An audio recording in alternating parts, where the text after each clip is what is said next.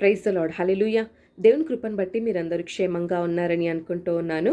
ఈ సమయంలో ఒక మాటని నేను మీ ముందుంచాలని ఆశపడుతూ ఉన్నాను. అదేంటి అంటే, మొదటి సమూయేలు గ్రంథం 29వ అధ్యాయం 30వ అధ్యాయంలో మనం చూస్తే, దావీదు సౌలు రాజు చేతిలో నుండి తన ప్రాణంను కాపాడుకోవడానికి ఫిలిష్తీయుల దేశానికి వెళ్ళి అక్కడ నివసిస్తాడు. అయితే ఒకానొక సమయంలో ఫిలిష్తీయులు ఇశ్రాయేలీలతో యుద్ధం చేయడానికి బయలుదేరతారు.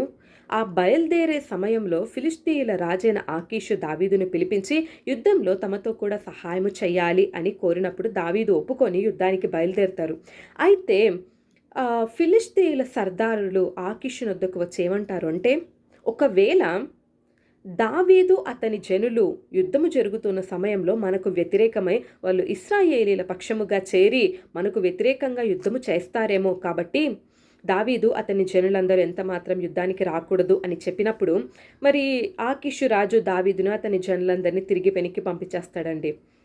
మూడవ దినమున వాళ్ళు నివసిస్తూ ఉన్న ప్రాంతమైన, అంటే దావీదు అతని జనులు నివసిస్తున్న ప్రాంతమైన సిక్లగుకు వారు వచ్చి చూచినప్పుడు అక్కడ జరిగింది ఏంటి అంటే, వీరు యుద్ధానికి వెళ్ళిన ఆ యొక్క దినములలో సిక్లగు పట్టణం మీదికి అమాలేకీయులు వచ్చి దండెత్తి వచ్చి దాడి చేసి ఆ పట్టణమంతటినీ అగ్నితో కాల్చివేస్తారు.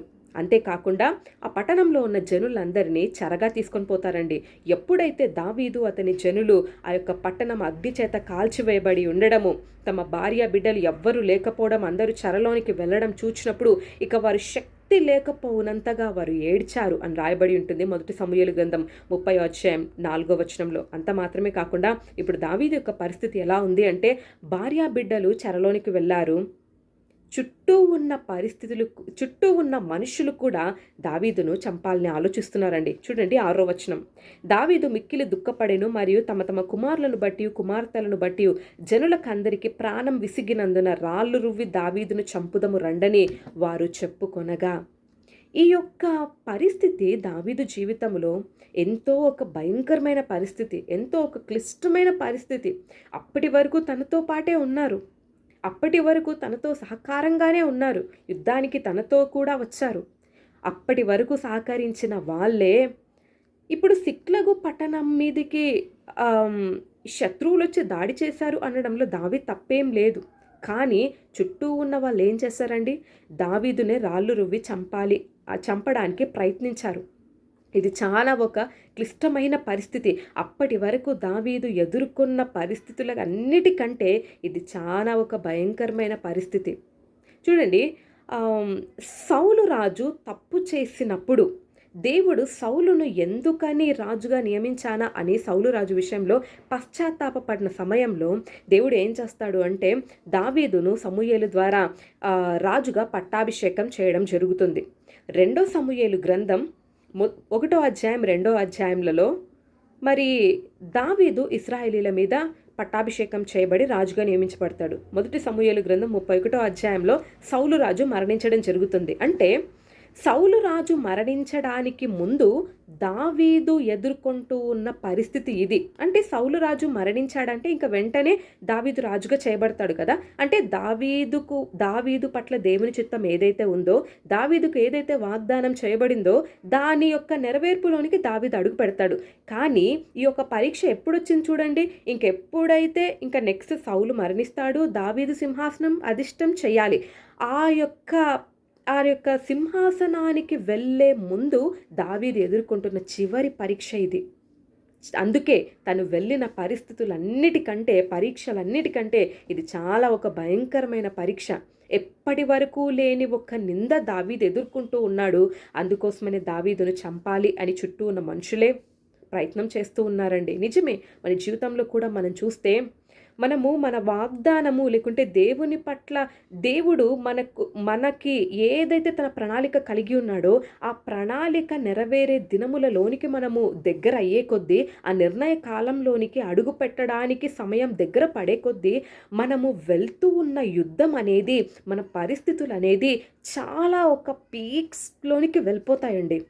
ఇంకా మన నిరీక్షణ పూర్తిగా కోల్పోయి, ఇంకా ఎంత మాత్రము నేను మరలా లేచి నా ఆత్మీయ జీవితంలో ముందుకు కొనసాగలేను అన్న ఒక పరిస్థితిని మనము ఎదుర్కోవాల్సి వస్తుంది. పూర్తిగా డ్రైన్ అయిపోతాం. పూర్తిగా ఒక ఎండిపోయిన పరిస్థితి వచ్చేస్తుంది. ఫిజికల్‌గాను, స్పిరిచువల్‌గాను, ఎమోషనల్‌గాను ఎంతో ఒక కంప్లీట్‌గా చెప్పాలంటే గ్రాఫ్ మైనస్‌లోకి ఎళ్ళిపోయే, నెగెటివ్‌లోకి ఎళ్ళిపోయే ఒక సిట్యుయేషన్ మనం ఎదుర్కోవాల్సొస్తుంది. మనము ఎదుర్కొంటూ ఉన్న పరీక్ష తీవ్రతను బట్టే, సమస్య తీవ్రతను బట్టే మన వాగ్దానానికి మనం ఎంత దగ్గరగా ఉన్నాము, మన బ్రేక్ త్రూ లేకుంటే దేవుడు మనకు చేయబడిన వాగ్దాన నెరవేర్పులోనికి మనం ఎంత సమీపంగా ఉన్నాము అన్న ఒక విషయాన్ని గ్రహించి మనము జాగ్రత్తగా ఉండవలసిన దినములవే. లేదా కొంచెం మనం అజాగ్రత్తగా ఉన్నా, కొంచెం పరిస్థితుల్ని బట్టి, చుట్టూ ఉన్న మనుషుల్ని బట్టి, వారి మాటల్ని బట్టి మనం ప్రభావితం చేయబడి ఎక్కడన్నా ఒక క్వెషన్ మార్క్ వచ్చిందా, ఈ వాగ్దానం వద్దు, ఏమీ వద్దు, దేవుడు చేసే కార్యం వద్దు అని మనం వదిలిపెట్టి వెళ్ళిపోయే ఒక పరిస్థితులు ఉంటాయి. ఒక్కసారిగా మోసగించబడి మన ఆత్మీయ జీవితంలో పతనావస్థకు వెళ్ళిపోతాం. కాబట్టి ఈ యొక్క సమయంలోనే, ఈ యొక్క తీవ్రమైన పరీక్ష గుండా మనం వెళ్ళే సమయంలో మన ఆత్మీయ జీవితంలో చాలా జాగ్రత్తగా ఉండాలండి. చూడండి, దావీదు ఒక పక్క ఏడుస్తూ ఉన్నాడు. ఎంతగానో ఇంకా ఏడ్చడానికి శక్తి లేనంతగా ఏడుస్తూ ఉన్నాడు. చుట్టూ ఉన్న వాళ్ళు చంపాలని ప్రయత్నం చేస్తూ ఉన్నారు. దావీదు చేసిన పని ఏంటి అంటే 6వ అధ్యాయంలో కంటిన్యూషన్ చివరి లైన్లో మనం చూస్తే, దావీదు తన దేవుడైన యెహోవాను బట్టి ధైర్యం తెచ్చుకొనెను. హల్లెలూయా! దేవుని నామానికి మహిమ కలుగును గాక. దావీదేం చేశాడండి? ఏడుస్తూ ఉన్నాడు. కరెక్టే, ఎందుకంటే బాధ ఉంది, అందుకని ఏడుస్తూ ఉన్నాడు. కానీ అదే రీతిగా ఏడుస్తూ దేవుణ్ణి నిందిస్తూ కూర్చోలేదు. వెంటనే ఏం చేస్తాడంటే దేవుణ్ణి బట్టి ధైర్యం తెచ్చుకున్నాడు. హల్లెలూయా! ఇది ఈ సమయంలో మనం చేయాల్సిన పని. నిజమే, మనం వెళ్తూ ఉన్న పరిస్థితి కష్టమే, నిలదొక్కుకోలేని పరిస్థితుల గుండా వెళ్తుండొచ్చు. కానీ దేవుని బట్టి ధైర్యం తెచ్చుకోవాలండి. హల్లెలూయా! అందుకే దేవుడు కూడా ఏం ఆశపడుతున్నాడంటే యెషయా గ్రంథం 52వ అధ్యాయం 1వ వచనంలో ఏమని రాయబడి ఉంటుంది అంటే, లెమ్ము లెమ్ము నీ బలము ధరించుకొనుము అని దేవుడు అంటాడు. 18వ కీర్తన 39వ వచనంలో ఏమని రాయబడి ఉంటుంది అంటే, నువ్వెందుకు బలము ధరించుకోవాలి అంటే, యుద్ధానికి నీ బలము ధరించుకో అని దేవుడు అంటాడు. యుద్ధము చేయడానికి దేవుణ్ణి బట్టి ధైర్యము తెచ్చుకొని తిరిగి లేచి బలము ధరించుకొని యుద్ధానికి బయలుదేరవలసిన ఆవశ్యకత ఎంతైనా ఉందన్న విషయము మనం గమనించాలి. హల్లెలూయా! దేవుని నామానికి మహిమ కలుగును గాక. నీ పక్షముగా దేవుడున్నాడు అన్న ఒక విషయం జ్ఞాపకం ఉంచుకో. దేవుని బట్టి ధైర్యం తెచ్చుకో.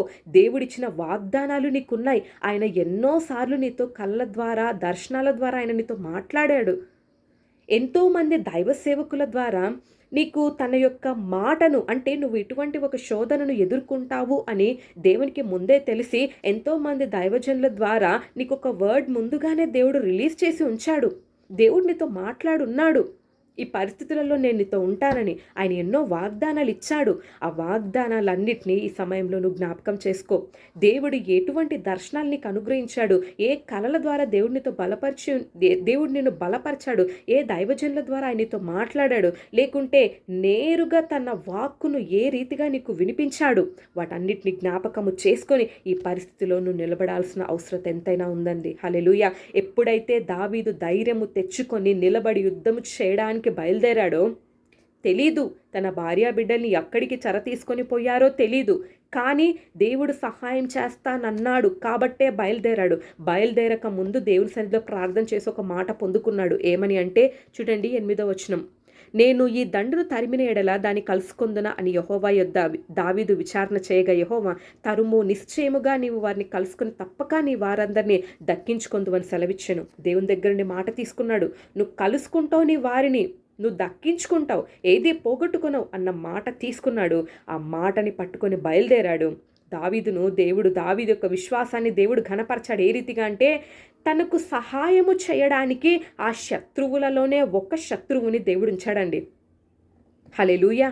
ఎక్కడున్నారో తెలీదు తన భార్య బిడ్డల్ని, కానీ వాళ్ళని చేరుకోవడానికి దేవుడు మార్గంలో ఒక వ్యక్తిని సిద్ధపరిచి ఉంచాడు.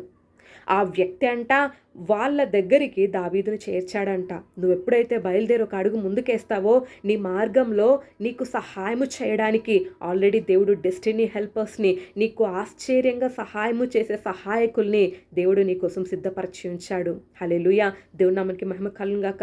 కాబట్టి నువ్వు కృంగిపోవాల్సిన అవసరం లేదు. నీ బలము ధరించుకొని యుద్ధానికి ఒక్క అడుగు నువ్వు ముందుకు వేసినట్లయితే, నీ దేవుణ్ణి బట్టి నువ్వు ఒక్క అడుగు ముందుకు వేసినట్లయితే నీతో పాటే ఉండి నీ పక్షముగా దేవుడుండి ఆయన నీకు సహాయం చేసి సమర్థుడైన దేవుడు. హల్లెలూయా. దేవుని నామానికి మహిమ కలుగును గాక. చూడండి, దావీదంట ఆ ఒక్క శత్రువు చూపించిన దారిలో వెళ్ళి వాళ్ళందరినీ కలుసుకొని వాళ్ళందరినీ హతం చేశాడంట. హతము చేసిన తరువాత అక్కడ అద్భుతమైన మాటలు రాయబడి ఉంటాయి. మొదటి సమూయేలు గ్రంథం 30వ అధ్యాయం 18, 19 వచనాలు మనం చూస్తే, ఇలాగున దావీదు అమాలేకీయులు దోచుకొని పోయిన దానంతటిని తిరిగి తెచ్చుకొనెను, మరియు అతడు తన 2 భార్యలను రక్షించెను. కుమారులేమి కుమార్తెలేమి దోపుడు సొమ్మేమి వారు ఎత్తుకొని పోయిన దానంతట్లో కొద్దిదేమి గొప్పదేమి ఏదీ తక్కువ కాకుండా దావీదు సమస్తమును రక్షించెను. మరియు దావీదు అమాలేకీయుల గొర్రెలన్నిటినీ గొడ్లన్నిటినీ పట్టుకొనెను. హల్లెలూయా. చూడండి, దావీదు వెళ్ళాడు, యుద్ధం చేశాడు, తన వారందరినీ తిరిగి దక్కించుకున్నాడండి. దేవుడు తనతో మాట ఇచ్చిన రీతిగా వాళ్ళని కలుసుకున్నాడు. తన వారందరినీ ఏది కూడా పోగొట్టుకోకుండా తిరిగి తన వారందరినీ సంపాదించుకొని తిరిగి తెచ్చుకున్నాడు. కొద్దిదే కానీ, ఎక్కువదే కానీ, తక్కువదే కానీ ఏది కూడా పోగొట్టుకోలేదంట. ప్రతిదీ సంపాదించుకున్నాడు. అంతేకాకుండా తన ఆస్తిని, తన ప్రజలను మాత్రమే కాదు, కానీ ఇంకా అమాలేకీయుల గొర్రెలు గొడ్లు అన్నిటిని కూడా దావీదు తిరిగి తెచ్చుకున్నాడండి. అందుకనే వాక్యం ఉంటుంది కదా, రోమపత్రిక 8వ వచనంలో, దేవుని ప్రేమించు వారికి ఆయన సంకల్పం చొప్పున పిలువబడిన వారికి మేలు కలుగుటకు సమస్తమును సమకూడి జరుగుచుంది. నిజమే, ఈ యొక్క సమయంలో మనం చూస్తే అది బాధగానే ఉంటుంది. దాని తీవ్రతను బట్టి ఇంకా ఆ పరీక్ష గుండా ఇంకా నేను దాటిపోలేను, ఇందులో నేను అసలు జయము చూడలేను, నేను ఇందులో ఓడిపోతాను అన్నట్లుగానే కనిపిస్తాయి. కానీ దేవుడు మనతో ఉంటాడు కాబట్టే, ఆయన మనతో ఉండి మనల్ని నడిపిస్తూ ఉన్నాడు కాబట్టే ఏ యొక్క పరీక్ష అయినా మనము విజయము పొందుకోవడానికి దేవుడే మనకు సహాయము చేసే దేవుడు. హల్లెలూయా. దేవుడు నామానికి మహిమ కలుగుగాక. కాబట్టి ఈరోజు నువ్వు ధైర్యం తెచ్చుకో. మేబీ ఇదే నీ చివరి పరీక్ష కావచ్చు. దీని తర్వాత నువ్వు వాగ్దానంను స్వతంత్రించుకోవడమే ఇక మిగిలి ఉందేమో. అందుకోసమనే ఈ సమయంలో నువ్వు ఇంత బాధగుండా వెళ్తూ ఉన్నావేమో, ఇంత శ్రమగుండా వెళ్తూ ఉన్నావేమో, ఒక్కసారిగా ఉప్పెనలాగా నీ చుట్టూ ఉన్న పరిస్థితులన్నీ ఒక్కసారిగా నీ మీదకి వచ్చి పడ్డాయేమో. యోబుకి ఒక్కటే దినాన ఏ రీతిగా తన ఆస్తిని, తన బిడ్డలని మొత్తం అన్నిటిని ఒకే దినాన పోగొట్టుకున్నాడో, అట్టి రీతిగానే ప్రతిదీ ఈరోజు నువ్వు కోల్పోయావేమో, ఏమీ లేకుండా నిలబడిపోయావేమో. అప్పటి వరకు సహకరించిన నీ వారే నిన్ను నిందిస్తూ, నిన్ను దూషిస్తూ, నిన్ను వెలివేస్తున్న ఒక పరిస్థితి ఈరోజు నీకుందేమో. చాలా ఒక హార్డెస్ట్ బ్యాటిల్ గుండా నువ్వు వెళ్తూ ఉన్నావేమో, ఇంకా చాలు అనుకుంటూ ఉన్నావేమో. కానీ దేవుడు అంటున్న మాట, డోంట్ గివ్ అప్, వదిలిపెట్టొద్దు. ఇది నీ చివరి యుద్ధం కావచ్చు. దీని తర్వాత నువ్వు వాగ్దానంను స్వతంత్రించుకోవచ్చు. అందుకోసమనే ఈ బ్యాటిల్ నీకు అంత కష్టంగా ఉంది. దీనిలో నిలబడు. దేవుడు నీకు సహాయం చేస్తూ ఉన్నాడు. ఆయన వాగ్దానం నీకుంది. ఆయన ఖచ్చితంగా నువ్వు కోల్పోయిన దాన్నంతటిని తిరిగి నీకు సమకూరుస్తాను అని వాగ్దానం ఇచ్చాడు. కాబట్టి ఏది నువ్వు పోగొట్టుకో, దేవుడు 7 అంతలుగా తిరిగి నీకు అనుగ్రహించబోతున్నాడు. వాటన్నిటినీ పొందుకోవడానికి సిద్ధపడి నువ్వు పొందుకోబోతున్న ఆ బహుమానం మీద దృష్టి ఉంచినట్లయితే ఈ పరీక్ష నీకు పరీక్షలాగా కనిపించదు.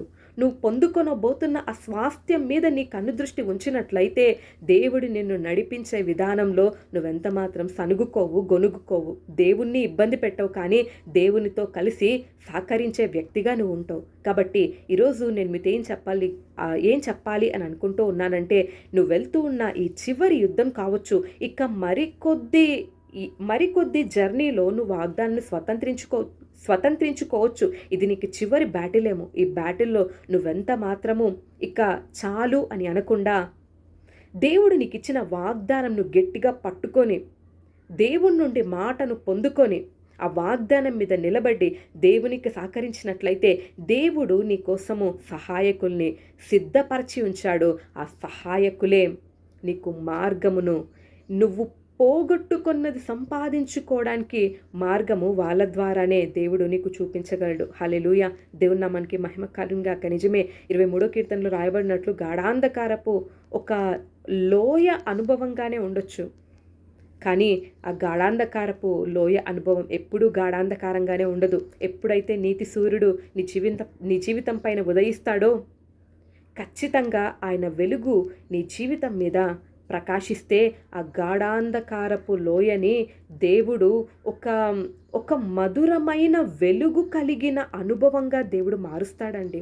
హల్లెలూయా. దేవుని నామానికి మహిమ కలుగును గాక. కాబట్టి దేవుడు నడిపిస్తున్న మార్గంలో నువ్వు నడవాలని నేను ఆశపడుతూ ఉన్నాను. దేవుడు నీ కోసం సిద్ధపరిచించిన ఆ మార్గదర్శకులను నువ్వు కనుగొందువుగాక. డెస్టినీ హెల్పర్స్ని నువ్వు కనుగొందువుగాక. దేవుడు నీకు ఇచ్చిన వాగ్దానంను స్వతంత్రించుకోవడంలో ఆయన బలమును నువ్వు ధరించుకొందువుగాక. ఎంత మాత్రము కృంగుదలకు లోను కాకుండా ఆయన చిత్తము నీ జీవితంలో సంపూర్తిగా నెరవేర్చబడేంత వరకు ఆయన శక్తి, ఆయన ధైర్యము నిన్ను నడిపించునుగాక. నీ వాగ్దానము ఏది కూడా ఎక్కువది కానీ తక్కువది కానీ నువ్వు కోల్పోకుండా ప్రతీది తిరిగి సంపాదించుకొందువుగాక. దేవుడు మిమ్మల్ని దీవించునుగాక. ఆమేన్.